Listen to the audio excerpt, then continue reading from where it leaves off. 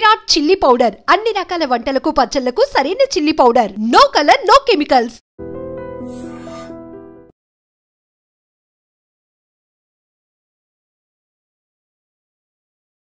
నమస్తే, welcome to I dream social spotlight with Kavitha.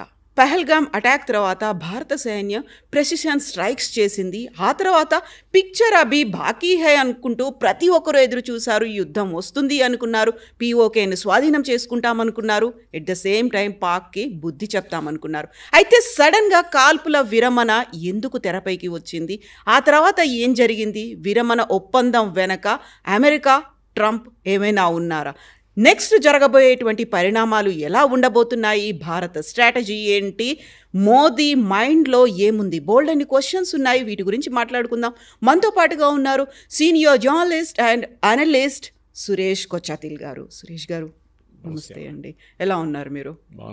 So after this ఒక conflict అనేది develop అయింది, బోల్డ్ అంత యుద్ధం జరుగుతుంది అనేటువంటి ఒక అట్మాస్ఫియర్ వచ్చింది.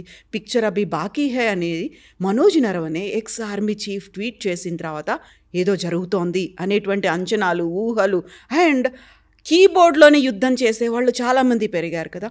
సడన్గా అందరికీ ఒక పాజ్ అంటారా, ఫుల్ స్టాప్ అంటారా, కామా, బ్రేక్, ఏం జరిగింది అక్కడ? ఒక యుద్ధం అంటే ఎండ్ దాకా నడవదండి, నడుస్తూనే పోతుంది. మనం యుక్రెయిన్ రష్యా వార్ చూస్తున్నాం. అక్కడ తప్పేం జరిగిందంటే ఒక ఎండ్ గేమ్ లేదు. అంటే మేము ఇంత టెరిటరీ ఆక్యుపై చేసుకున్న తర్వాత మేము ఆపేస్తామని రష్యా చెప్పట్లేదు. యుక్రెయిన్ ఏమో మేము అందరి దగ్గర ఆయుధాలు తీసుకొని మిమ్మల్ని రష్యాని కొడతాం, మేము కూడా ఆపేస్తాం ఎక్కడని చెప్పట్లేదు. ఇక్కడ ఆల్మోస్ట్ 1,50,000 మంది చనిపోయారు సోల్జర్స్, అక్కడ కూడా 1,50,000 మంది చనిపోయారు. ఎంటైర్ జనరేషన్ పోయింది రష్యాలో కానీ యుక్రెయిన్లో కానీ. ఒక్కొక్క ఫ్యామిలీ నుంచి 2-3 యంగ్స్టర్స్ చనిపోయారు ఈ వార్లో సోల్జర్స్గా. మీరు ఒక ఎండ్లెస్ వార్ పెట్టుకుంటే ఇట్లనే నడుస్తుంది. మీరు ఈవెన్ వరల్డ్ వార్ చూడండి, దానికి ఒక ఎండింగ్ ఉండే. వరల్డ్ వార్ 1 కానీ వరల్డ్ వార్ 2 కానీ ఏ యుద్ధమైనా దానికి ఒక ఎండ్ పాయింట్ ఉంటుంది. ఫస్ట్ ఆఫ్ ఆల్ ఒక ఆబ్జెక్టివ్ ఉంటుంది, దేనికి యుద్ధానికి వెళ్తున్నాం. In this case it was not a war, it was a limited action. మనం ఏం చెప్పామంటే మా పహల్గామ్లో చేసిన టెర్రరిస్ట్ అటాక్ చేసిన వాళ్ళ మీద మేము దాడి చేస్తాం. So it can be any camps in either POK or Pakistan. Limited objective ఉండే మన దగ్గర. సో మనం we attacked those camps, destroyed them totally. Pakistan ఏం చేయాలి అప్పుడు? మన దగ్గర ఉన్న టెర్రరిస్ట్ క్యాంప్ మీద అటాక్ చేయాలి, కానీ మన దగ్గర టెర్రరిస్ట్ క్యాంప్స్ లేవు కదా. సో వాళ్ళు ఏం చేశారు, మన మీద ఉన్న సివిలియన్ ఏరియాస్ కానివ్వండి, మిలిటరీ బేసెస్ మీద దాడి చేయడం మొదలుపెట్టారు. డ్రోన్లు వాడారు, మిసైల్ వాడారు, అన్నీ వాడారు. అండ్ అమేజింగ్లీ వెల్ మన డిఫెన్స్ మెకానిజం చాలా బాగా పనిచేసింది. మీరు చూసుంటారు, ఫస్ట్ టైం మనం బ్యాటిల్ టెస్ట్ చేసాం చాలా ప్రోడక్ట్స్ని. అది S-400 ఉండొచ్చు, ఆకాష్ తీర్ సిస్టమ్ ఉండొచ్చు, పినాకా ఉండొచ్చు, ఏదైనా చాలా సిస్టమ్స్ ఉన్నాయి. అది కూడా నావిక్ మన శాటిలైట్ బేస్ కంట్రోల్ చేసే సాఫ్ట్వేర్ కానివ్వండి, గ్లోబల్ పొజిషన్ సిస్టమ్ కానీ అన్నీ చాలా బాగా పనిచేసింది. దాని వెనుక మొత్తం బయటకు వచ్చి అందరు మాట్లాడారు, కానీ చాలామంది మాట్లాడుతున్నారు, ఎస్పెషల్లీ ప్రైవేట్ సెక్టర్ వాళ్ళు హెల్ప్ చేస్తున్నారు, మాట్లాడుతున్నారు. వాళ్ళ ప్రోడక్ట్స్ రేపు అమ్మాలి కదా వాళ్ళకు, దానికోసం. కానీ ఏం జరిగింది అప్పుడు? పాకిస్తాన్ వచ్చి మన మీద దాడి చేశారు. ఎక్కువ డ్యామేజ్ ఏం చేయలేదు, జమ్మూలో 2-3 ప్లేసెస్లో డ్యామేజ్ జరిగింది. సివిలియన్స్ చాలామంది చనిపోయారు along the international border and also the LOC. ఎందుకంటే అది రెగ్యులర్ అక్కడ నడుస్తూనే ఉంటుంది. సో వాళ్ళు ఫైరింగ్ చేస్తుంటారు బార్డర్ నుంచి, మనం కూడా ఫైరింగ్ చేస్తూనే ఉంటాం. అది ఇప్పుడు కాదు, ముందు కూడా నడుస్తుంది. కానీ మన దగ్గర మనకు వీ లాస్ట్ 5 సోల్జర్స్ టెక్నికలీ, అంటే BSF వాళ్ళు కానీ ఎయిర్ ఫోర్స్ నుంచి ఒక 5 మంది చనిపోయారు. ఆబ్జెక్టివ్ అచీవ్ అయిపోయిందా? కాదు. పాకిస్తాన్ మీద దాడి చేశారు కదా, మనం ఊరుకుంటే వాళ్ళేమనుకుంటారు మనం ఏం చేయట్లేదని చెప్పి. So what we did was our 8th రోజు morning, that is we attack the Pakistani bases. ఈసారి టెర్రరిస్ట్ క్యాంప్స్ కాదు, we hit the Pakistani air force bases స్ట్రాటజిక్గా. సర్గోడా ఉండొచ్చు, జకోబాబాద్ ఉండొచ్చు, మిగతా చాలా చోట్ల మనం అటాక్ చేసాం, 7 to 8 ప్లేసెస్. దాంట్లో చాలా డ్యామేజ్ జరిగింది పాకిస్తాన్కి, పెద్ద డ్యామేజ్ జరిగింది. అది ఎందుకంటే బేసిక్లీ వాళ్ళు అనుకోలేదు మనం ఇట్లా హిట్ చేస్తామని. ఫస్ట్ ఆఫ్ ఆల్ మనం ఏం చేసామంటే టెక్నికలీ వాళ్ళ ర్యాడర్స్ని జామ్ చేసి పడేసాం మనం. వాళ్ళు చైనీస్ ర్యాడర్ వాడతారు, దాన్ని మొత్తం జామ్ చేసి పడేసాం మనం. జామ్ చేసినప్పుడు ఏమైందంటే ఈ జామింగ్తోని మన ఎయిర్క్రాఫ్ట్ ఈజీగా ఎంటర్ చేయగలం. అంటే we never cross the border by the way. ICU మన సుఖాయిస్ కానివ్వండి, మన రఫేల్ కానీ, we never cross the border. Border దగ్గర ఉండి ఫైర్ చేసాం. మన దగ్గర ఉన్న మిసైల్స్, అది ఏదైనా స్కాల్ప్ ఉండొచ్చు, అది హార్పూన్ ఉండొచ్చు, లేకుంటే చాలా మిసైల్స్ ఉన్నాయి మన దగ్గర. ఇజ్రాయలీ ప్లస్ కన్వెన్షన్ మనం తయారు చేసిన దాన్ని కూడా ఉంటుంది. So it cause substantial damage Pakistan భయపడ్డారు. నెక్స్ట్ వాళ్ళకి తెలుసు మనం ఏం హిట్ చేస్తాం. ఇక్కడ దగ్గర మన దగ్గర చాలామంది ప్రేక్షకులు స్పెషల్లీ మీరు చెప్పిన కీబోర్డ్ వారియర్స్కి తెలియదు పాకిస్తాన్ న్యూక్లియర్ అసెట్స్ని కొట్టాలి మనం అన్నారు. అర్థం చేసుకుంటారు. పాకిస్తాన్ ఒక్క న్యూక్లియర్ అసెట్ కొట్టేస్తే మన ఎంటైర్ రాజస్థాన్ ఖాళీ చేయాల్సి వస్తుంది రేపు. Because that entire radiation Rajasthan వైపు వస్తుంది, గుజరాత్ వైపు వస్తుంది, పంజాబ్ వైపు వెళ్తుంది. బార్డర్స్ అన్ని ఎఫెక్ట్ అవుతాయి. కంప్లీట్ బార్డర్ ఏంటి, even entire half of Rajasthan మీరు నెక్స్ట్ 5000 yearsకి వాడలేరు. అంత దరిద్రంగా ఉంటుంది. ఆ పొజిషన్కి వస్తే చెర్నోబిల్లో చూసాం మనం ఏం జరిగిందని. Something similar to Chernobyl would happen here. That was a nuclear plant, it's a nuclear attack. మనకి పాకిస్తాన్కి ఒక ఒప్పందం ఉంది, అది కూడా ప్రేక్షకులు చాలామంది తెలియదు. That we have signatory every January 1st of every year మనం ఒక లిస్ట్ ఎక్స్చేంజ్ చేసుకుంటాం. మా దగ్గర ఉన్న న్యూక్లియర్ అసెట్స్ ఈ ప్లేసెస్లో ఉన్నాయి, మీరు దీని మీద దాడి చేయకూడదు. పాకిస్తాన్ ఒక లిస్ట్ ఇస్తారు, మనం వాళ్ళకు ఒక లిస్ట్ ఇస్తాం. ఫర్ ఎగ్జాంపుల్ మన దగ్గర అపార్ట్ ఫ్రమ్ మిసైల్స్ మన దగ్గర చర్లపల్లిలో న్యూక్లియర్ ఫ్యూయల్ కాంప్లెక్స్ ఉంది.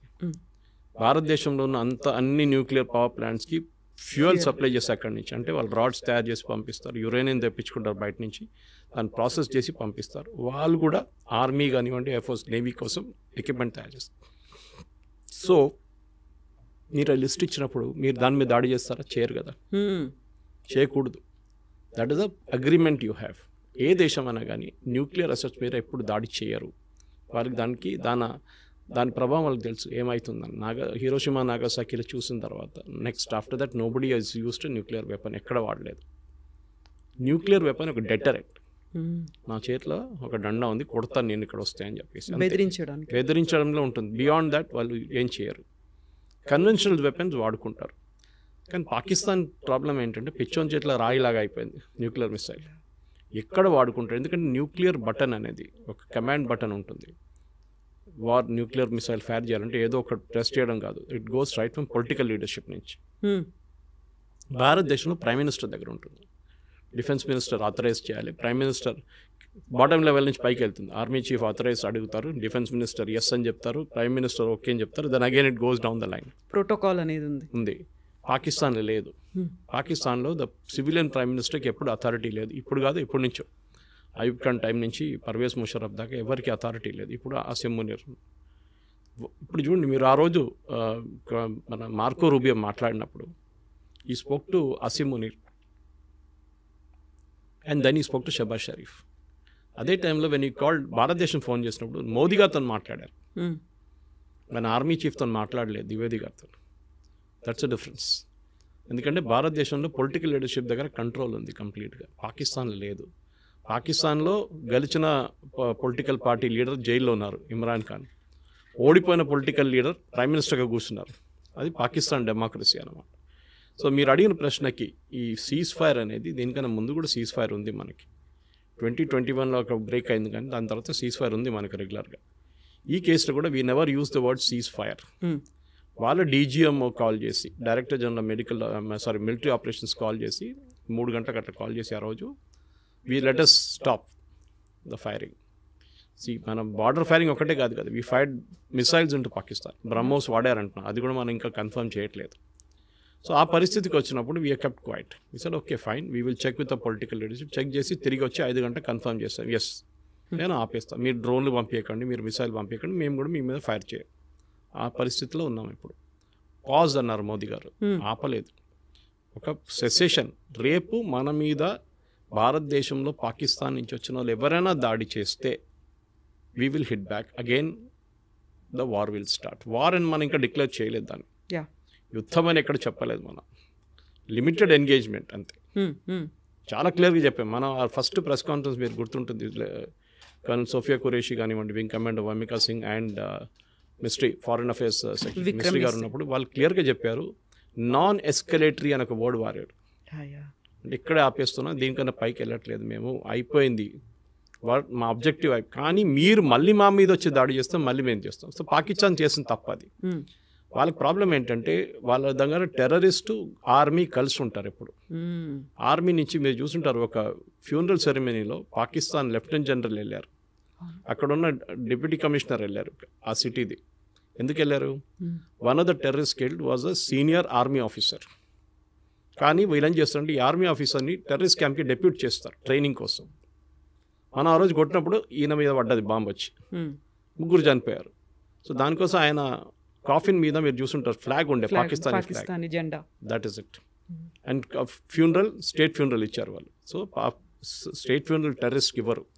మన మీడియా కూడా తప్పు చేశారు దాంట్లో. స్టూడెంట్ టెర్రరిస్ట్కి ఫ్యూనరల్ ఇస్తుంది. టెర్రరిస్ట్ కాదు, they are Pakistani army officers. వాళ్ళు టెర్రరిస్ట్గా బిహేవ్ చేస్తున్నారు, టెర్రరిస్ట్ క్యాంప్లో ఉంటున్నారు, వాళ్ళకి ట్రైనింగ్ ఇస్తున్నారు, అన్నీ వాళ్ళు చేస్తున్నారు. కానీ ఆ రోజు వాళ్ళ బ్యాడ్ లక్ ఏంటంటే ఆ బాంబు వాళ్ళు అక్కడ ఉన్నారు ఆ టెర్రరిస్ట్ క్యాంప్లో. సో డెఫినెట్ అక్కడ మనం ఆపేస్తాం. సో మన ప్రేక్షకులు అర్థం చేసుకోవాలంటే యుద్ధం అనేది చాలా ఎక్స్పెన్సివ్ ప్రాసెస్. కోట్లు ఖర్చు అవుతుంది.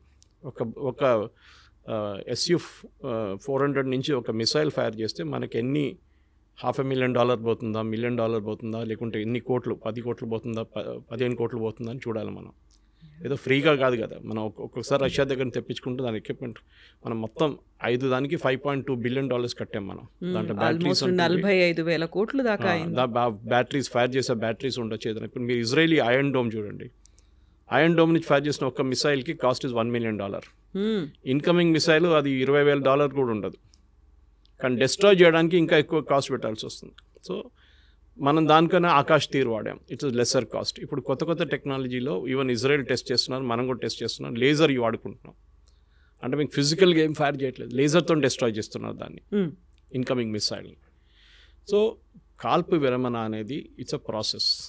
మోదీ గారు చెప్పిన దాని ప్రకారం ఇక్కడైనా ఇప్పటి నుంచి మన మీద దాడి చేస్తే, పాకిస్తాన్ నుంచి వచ్చిన తీవ్రవాదులు మన దగ్గర వచ్చి కాశ్మీర్ కానివ్వండి మిగతా ఎక్కడైనా వచ్చి దాడి చేస్తే we will start again. So ఒక భయం, దీనికన్నా ముందు ఈ భయం లేకుండే పాకిస్తాన్కి. ఇప్పుడు వాళ్ళు చేస్తారా? చేయరు. ఎందుకంటే వాళ్ళకి తెలుసు మన కాల్పు విరమణ చేసింది ఈ కండిషన్ మీద. ఇది వైలేట్ చేస్తే మళ్ళీ మేము స్టార్ట్ చేసేస్తాం, మళ్ళీ మమ్మల్ని తప్పు పట్టకండి. This is what it is.